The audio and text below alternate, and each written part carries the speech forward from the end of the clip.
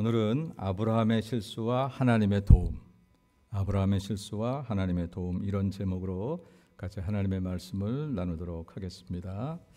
오늘은 창세기 25번째 시간이고 아브라함 얘기로는 두 번째 시간입니다.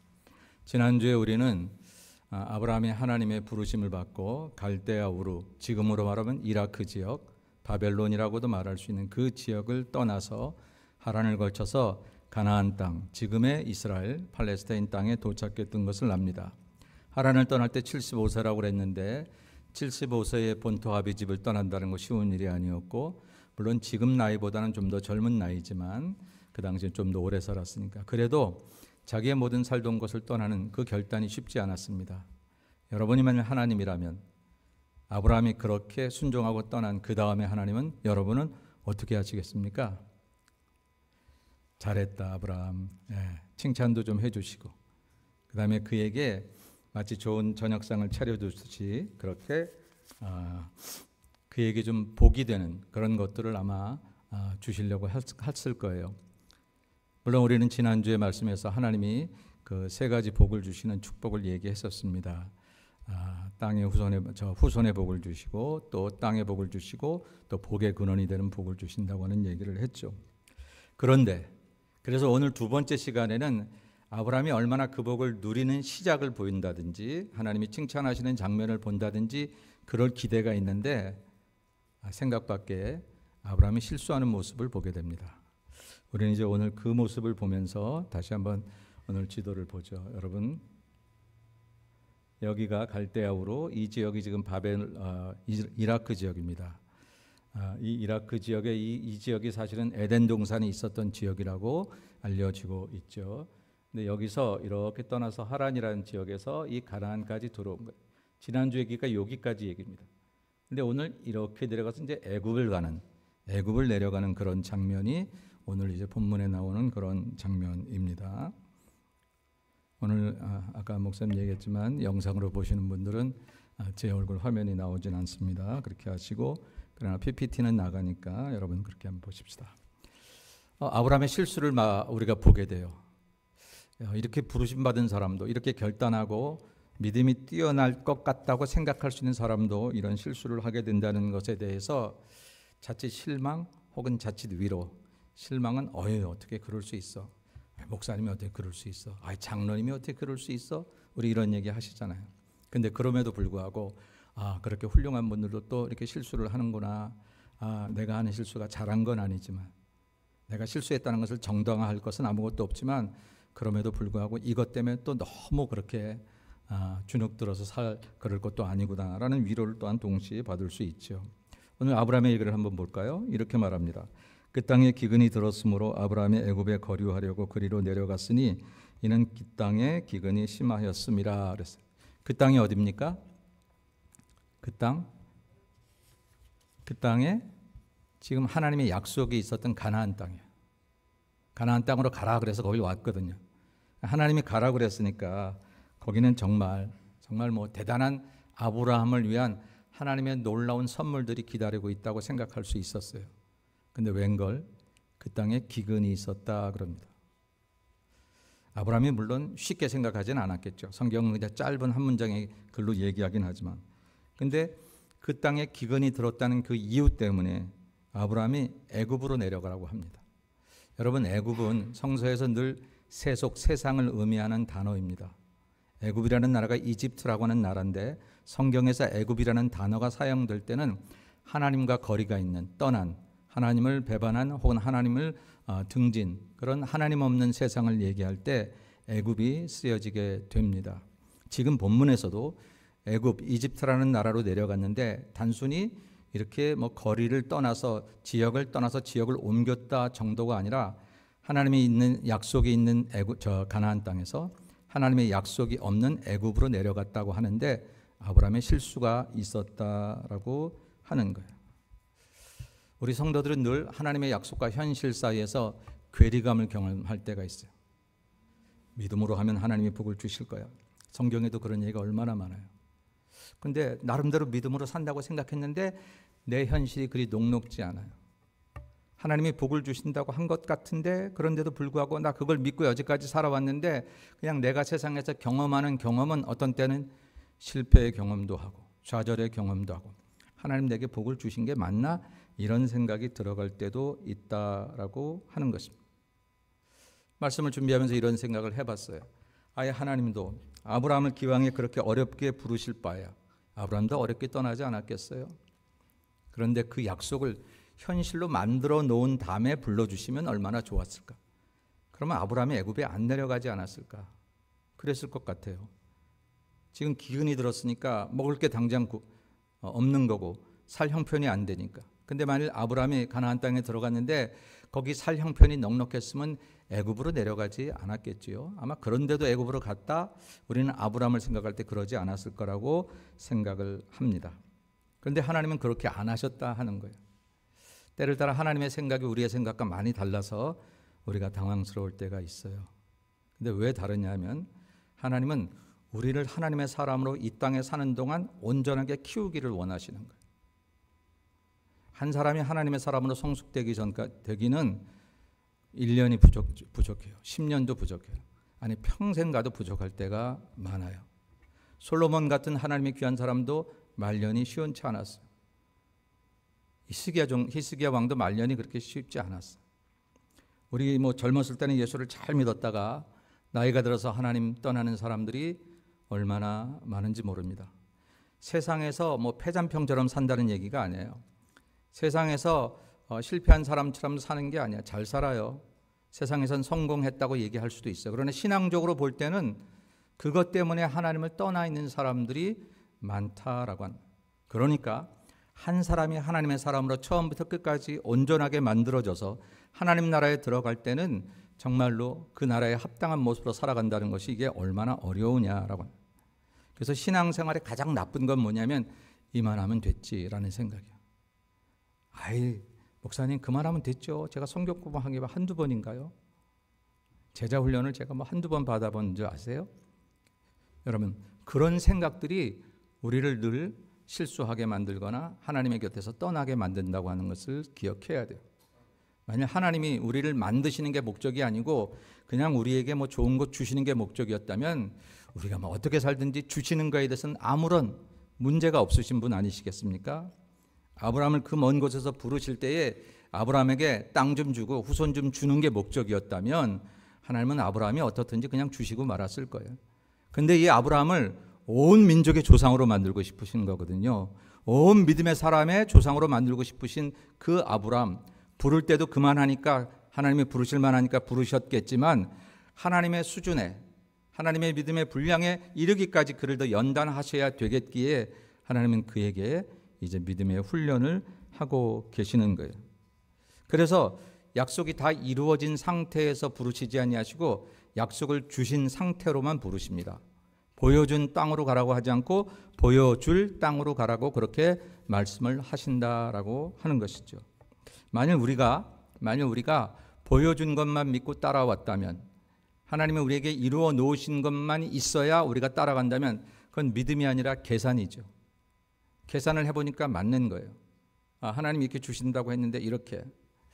여러분 예전에 아주 오래전에 어떤 우리 교우가 11조를 안 하다가 11조를 하면서 저에게 기도해달라고 부탁을 하고 그리고 그렇게 기대를 했습니다. 이제 안 하던 11조를 하니까 다음 달에 하나님께서 이 내 자기의 수입을 배나 더해 주실 거야. 직장 월급이 아니라 이제 사업은 아니었지만 더 이렇게 그때 값이 달라지는. 근데 한 달을 해도 별로 수입이 안 늘어요. 두 달을 했는데 오히려 손님이 줄어요. 그러면서 저에게 한 석 달 때쯤 와서 걱정 아닌 걱정을 하는 거예요. 정말 11조를 하면 그 다음 달부터 팍 늘 줄 알았대요. 하나님께서 그 사람의 11조가 필요한 게 아니라 11조를 드릴 수 있는 믿음이 필요했던 것이죠. 그 11조 그 사람의 계산된 그 금액이 하늘나라에 없어서 그분에게 그것을 하라고 요구했던 것이 아니라 내 생활 형편에 관계없이 그 11조를 드리는 믿음을 통해서 하나님이 나를 채우실 것이거니와 혹시 눈에 보이게 채워지지 않는다 할지라도 나는 하나님의 요구하신 말씀에 순종하는 것을 내 인생의 가장 귀한 가치로 알고 살겠다고 다짐하는 그 믿음을 원하셨던 것이죠. 그래서 제가 그런 얘기를 했어요. 배가 고파도 숫자가 늘어나지 않아도 아무개가 당신이 이 11조를 드린 믿음을 후회하지 않는다면, 그리고 앞으로도 계속해서 한다면 하나님은 눈에 보이는 축복도 주실 것입니다. 눈에 보이는 축복 이전에 당신이 만일 눈에 보이는 축복만을 가지고 하나님 앞에 선다면 그건 계산 아니겠어요? 계산이 맞네. 내가 이만큼 했으니까. 가끔은요, 제가 하나님께 이런 표현을 드려서 정말 죄송하지만 어떤 성도들은 하나님을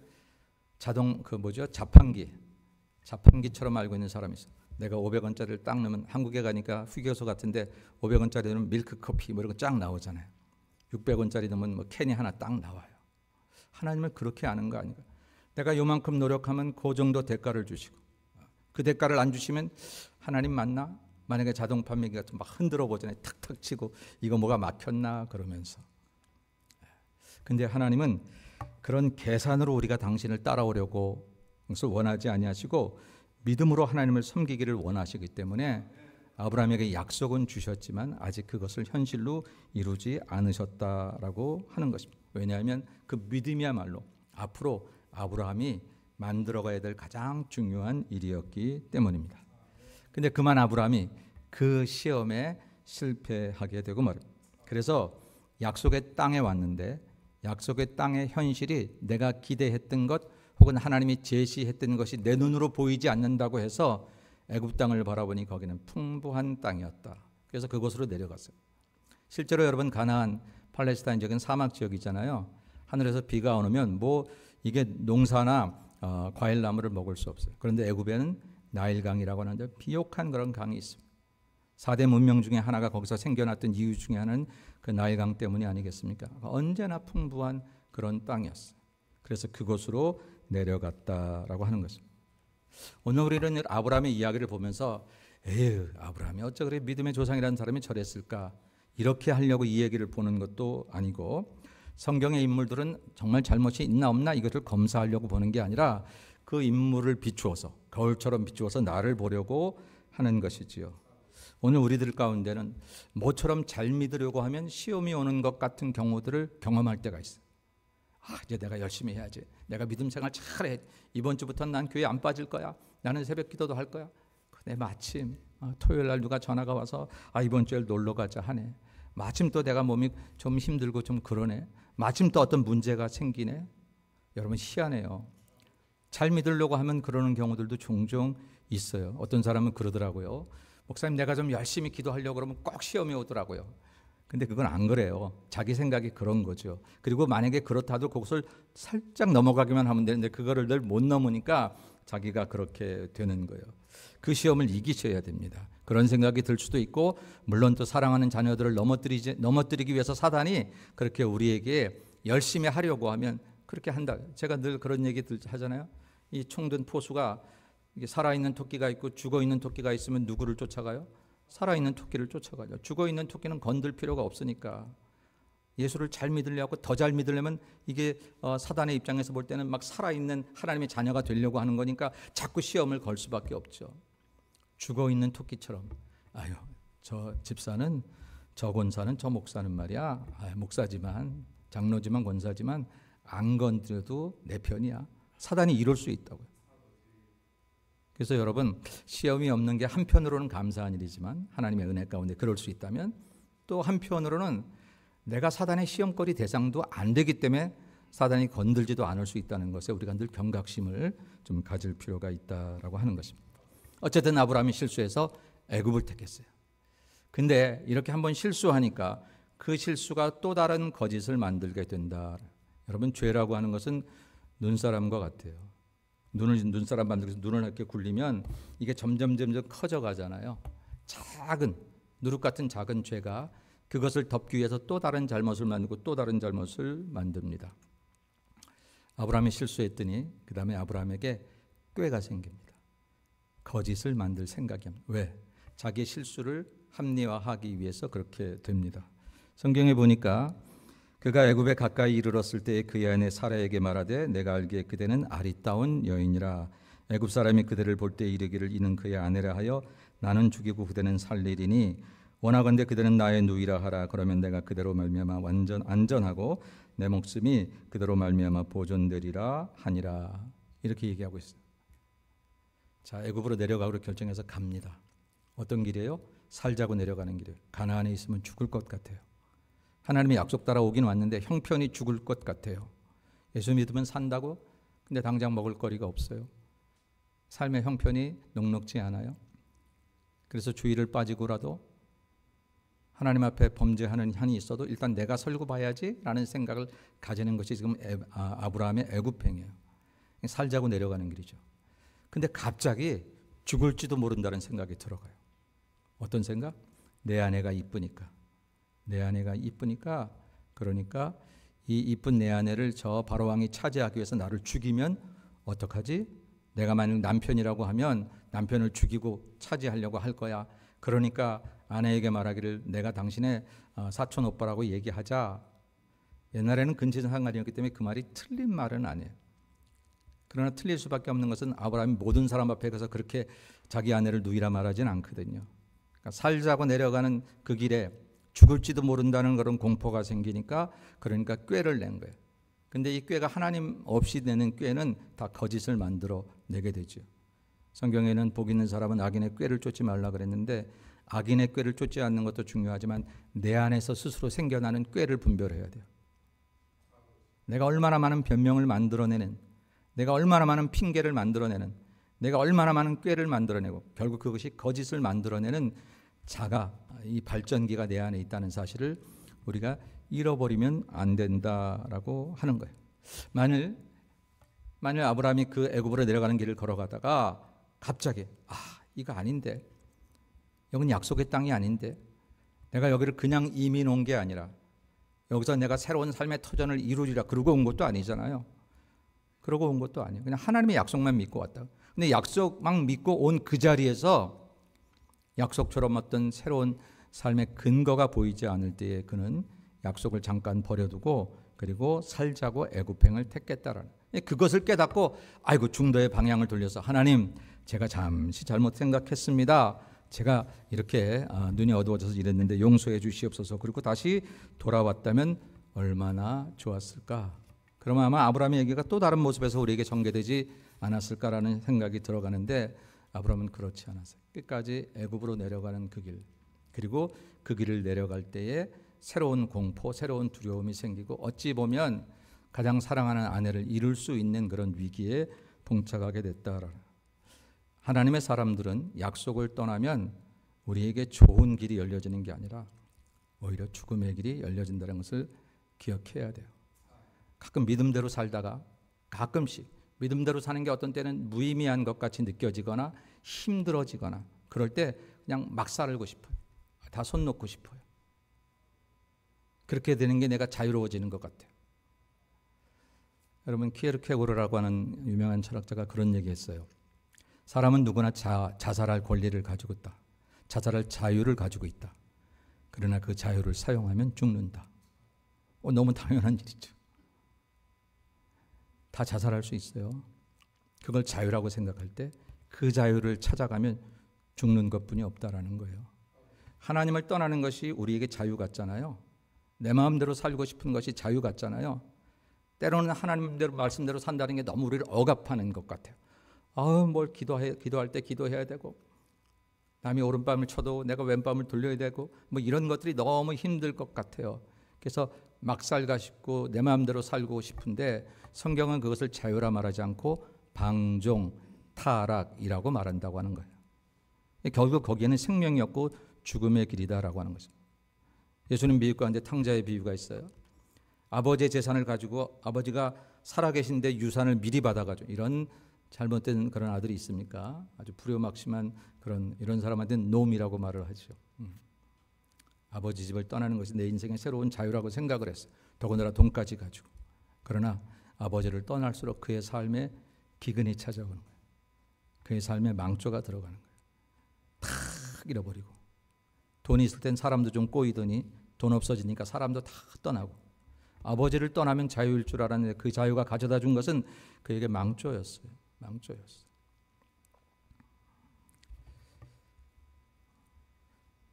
룻기에 보면 룻의 주인공이 룻이지만 그 전에 이제 그의 시어머니 나오미가 있잖아요. 나오미의 일가가 베들레헴에 살았어. 근데 베들레헴이 흉년이 들었어. 그래서 모압 땅으로 갔어. 당시에 모압 땅은 이스라엘 땅이 아니고 이방 땅일 뿐더러 하나님의 사람들, 더군다나 유대의 백성들은 자기 땅에 아무리 힘들고 어려워도 남의 땅에 가서 남의 나라 땅 가서 살지 않아요. 근데 이 식구들이 웬일인지 그렇게 다 갔단 말입니다. 가서 나오미는 자기 남편을 잃고 사랑하는 두 아들을 잃었어요.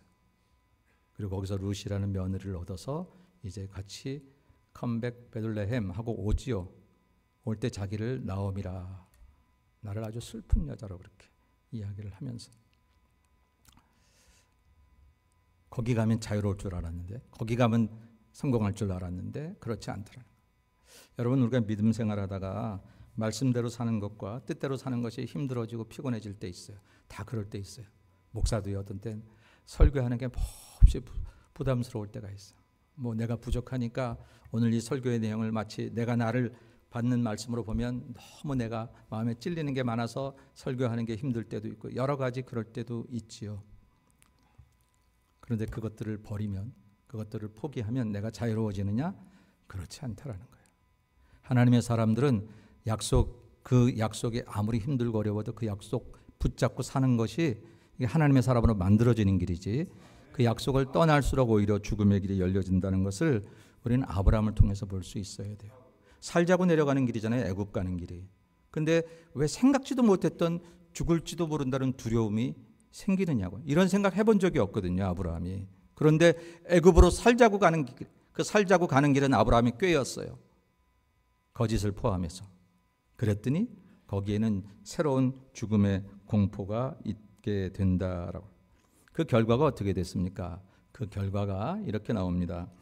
아브라함이 애굽에 이르렀을 때 애굽 사람들이 그 여인이 심히 아리따움을 보았고 바로의 고관들도 그를 보고 바로 앞에서 칭찬하므로 그 여인을 바로의 궁으로 이끌어 들인지라. 이에 바로가 그로 말미암아 아브라함을 후대함으로 아브라함이 양과 소와 노비와 암수 나귀와 낙타를 얻었더라라고 말하고 있어요.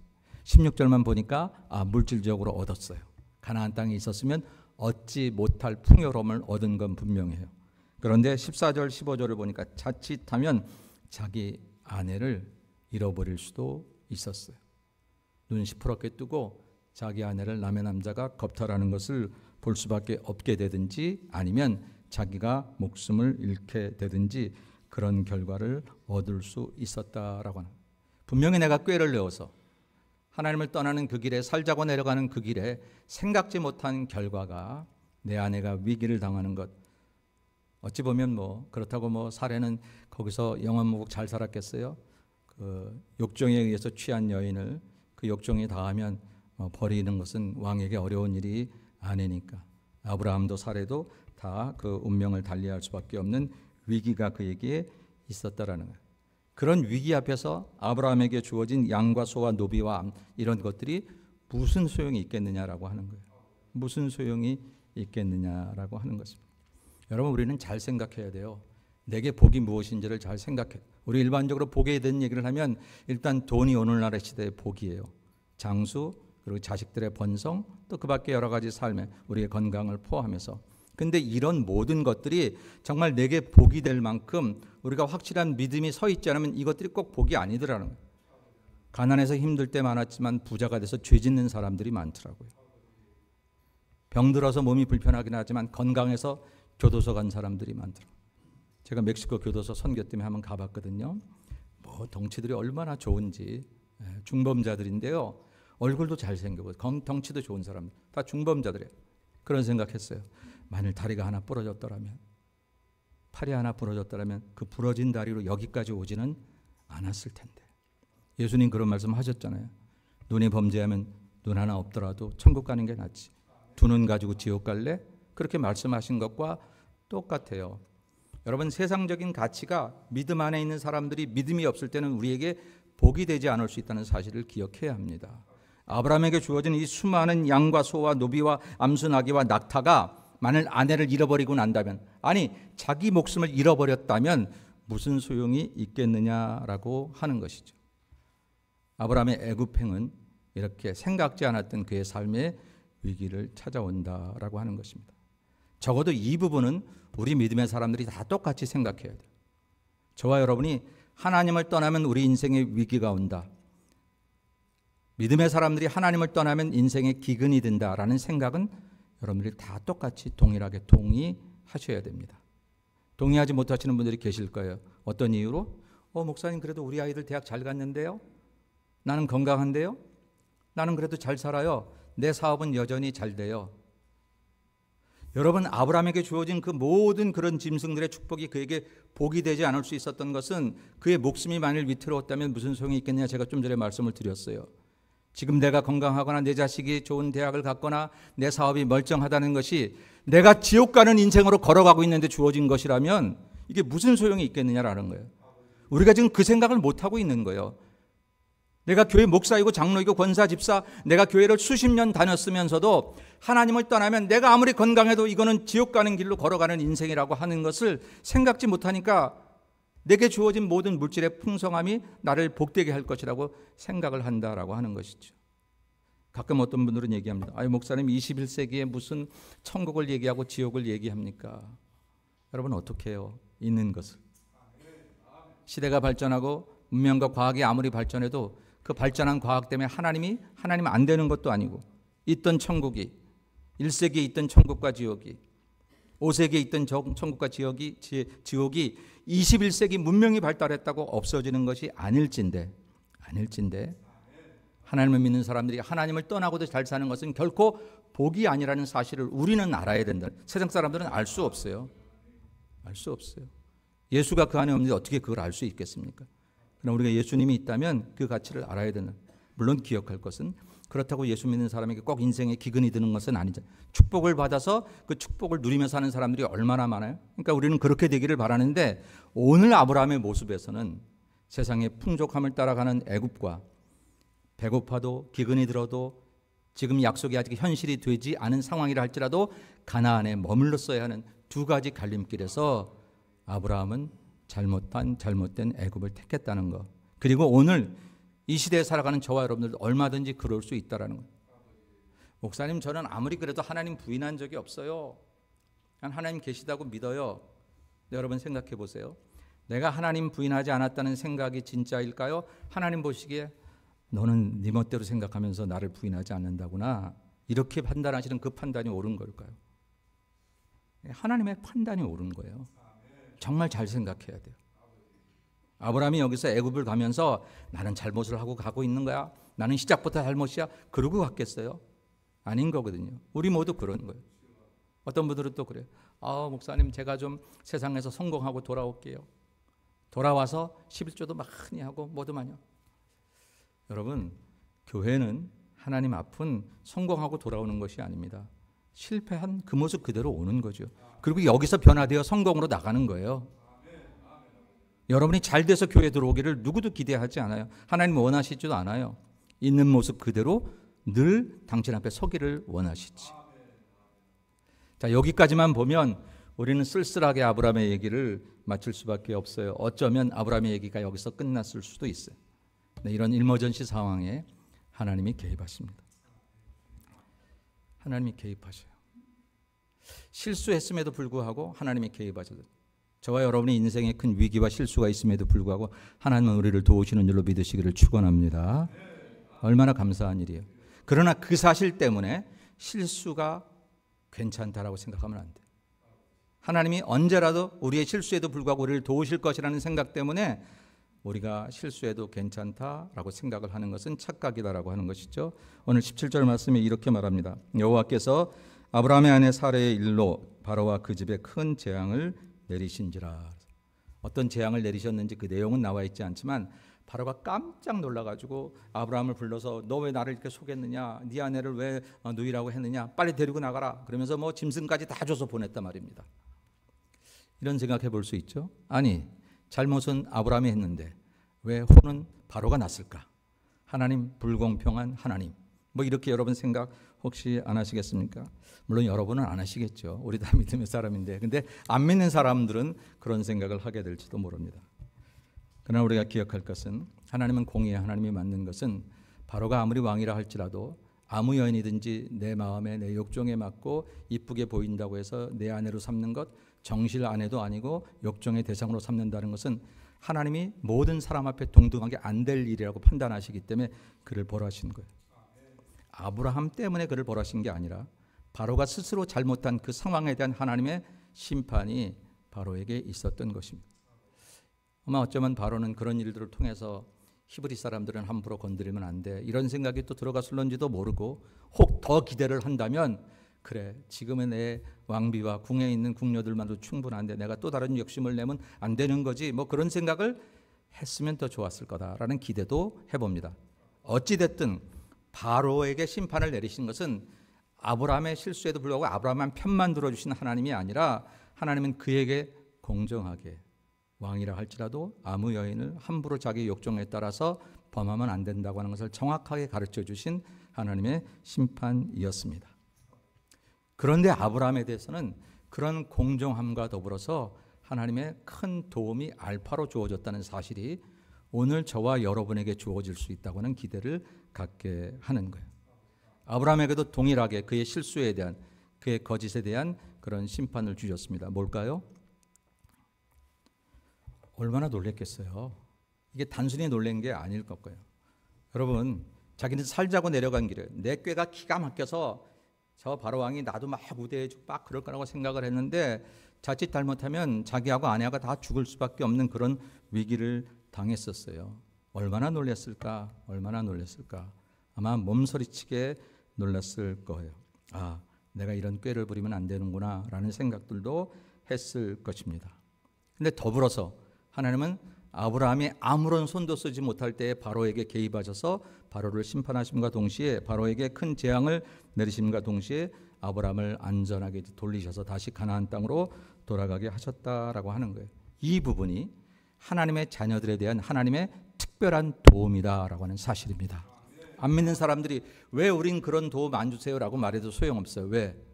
내가 아버지라면 내 아들에게 특별하지, 지나가는 아이들 모두에게 다 똑같이 해주고 그걸 공평하다고 말하지 아니에요. 내가 내 자식으로 낳은 아들에게 내가 최선을 다하는 게 나의 공평이에요. 지나가는 모든 아이들에게 다 똑같이 하는 것을 아버지의 공평이라고 말할 수 없음 같이 하나님이 당신의 자녀들을 택하시고 그 자녀들에게 특별한 도움을 통해서 때로는 위기에서 구하시고 유혹에서 건지시고 우리의 삶의 사망길에서 길을 돌려 생명의 길로 가게 하시는 것은 하나님이 누구보다도 당신의 자녀들에게 베푸시는 특별한 공정이요 공의요 사랑이요 특별한 도움인 줄로 믿습니다. 아브라함에게 지금 그게 보여줬다라고 하는 것이죠. 바로가 사람들에게 그의 일을 명함에 그들이 그와 함께 그의 아내와 그의 모든 소유를 보내었더라. 이런 도움도 있었어요. 또 시편 118편 6절 7절에 보니까 다윗의 노래예요. 여호와는 내 편이시라 내가 두려워하지 아니하노니 사람이 내게 어찌할까? 여호와께서 내 편이 되어 나를 돕는 자들 중에 계시니 그러므로 나를 미워하는 자들에게 보응하시는 것을 내가 보리로다라고 해요. 하나님이 내 편이시라는 거예요. 여러분, 편이 있다는 게 얼마나 좋아요. 그죠? 남편은 그게 맞는 건가요? 남의 편인가요? 내 편인가요? 편이 있다는 게, 어린아이들도 편이 있다는 게, 요 조그마한 5살짜리 아이가 동네에서 얻어맞고 오면 집에 들어와서 끌고 나가요. 누구를? 형을 끌고 나가요. 형이라고. 그것도 안 되면 아빠나 엄마의 손을 붙잡고 끌고 나갑니다. 뭘 하는 거예요?